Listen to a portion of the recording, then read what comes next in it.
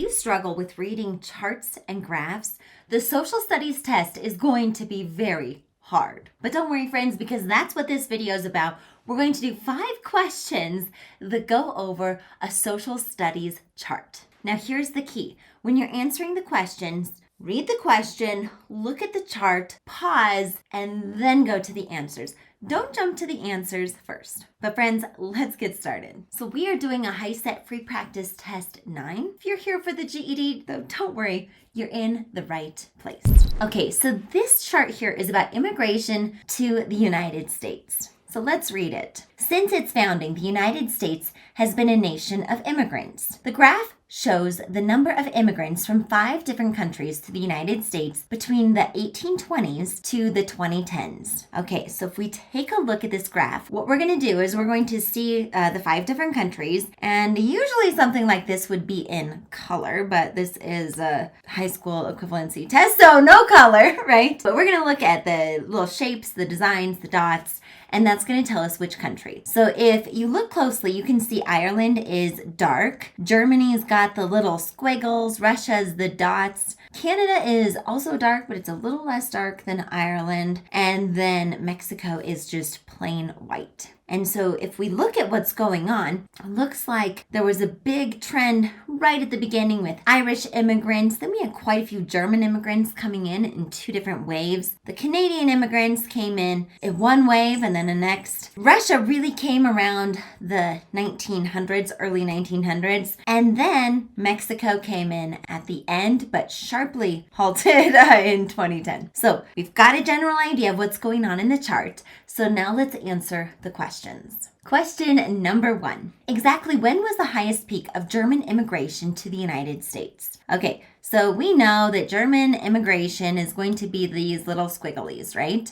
So it says here, when was the highest peak? So right here is the highest peak. So we're just going to kind of go down, and that brings us to the 1880s, which C here is the answer. See what I mean? Go to the chart, look up the answer on the chart, and then go back to the answers, and it's going to be right there. Question number 2. Where did the largest group of immigrants to the United States come from around the beginning of the 1900s? Okay, so we need to look on here and find the 1900s. Right here, we've got 1900s. And then we just kind of go up and look, it's the dotted one, right? And what is the dot? That will be Russia. So A is the answer. Question number 3. Approximately how much did the Mexican immigration to the United States decline between 1990s and the 2010s? Okay, so here we are, Mexico, right? That's going to be the white one, the clear one. So it's right here in the 1990s, right? And that's looks like it's, if we go across, maybe it's like 2.7 million. So I'm going to go 2.7. I'm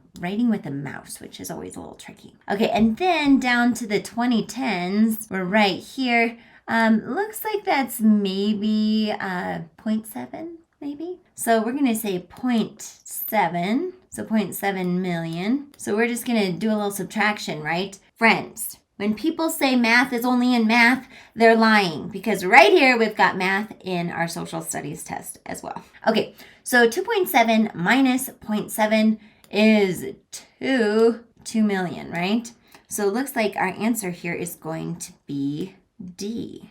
Question number 4. In the late 1860s and 1870s, Canadians from Eastern Canada came to the United States to work in the burgeoning manufacturing sector. When did the wave of Canadian immigration to the U.S. reach its peak? Okay, so when we look at the chart, we can see that there are those 2 waves, right? It's that lighter gray. And so here's that first peak, and then here comes the second peak. Okay, so if you look right here, 1920s, that's our answer. But let's say this question was a little bit more challenging. How could we have solved it? So let's think about what was happening in the 1920s, and why would these Canadian immigrants want to move to the United States? Well, in the early 1900s, that's when automobiles, cars, were invented, right? So where did a lot of that take place? In Detroit, right? Detroit was growing at a significant pace because of all this automobile manufacturing. So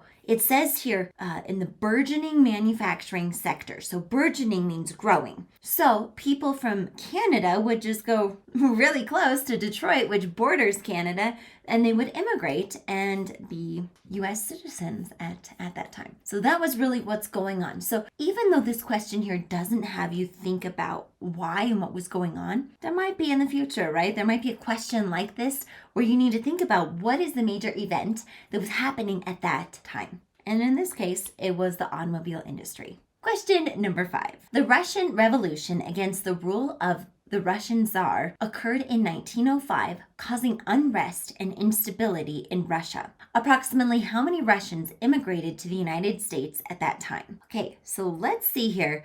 This is 1905. So here we have 1900, and here we have 1910.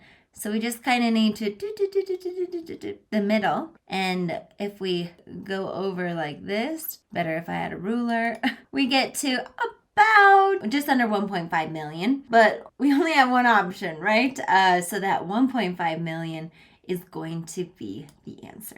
Okay, my friends, we did it. We made it to the end. We answered these 5 questions, and I would say these questions were marked easy or medium. 3 were medium, 2 were easy. And being able to read a chart like this is extremely important. You really want to make sure that you can read charts and be able to analyze the chart and answer questions, just like we did here in this video. So I want you to comment down below and tell me, of the 5 questions, how many questions did you get right? So answer, I got blank questions right. Okay, my friends, thank you so much for being here.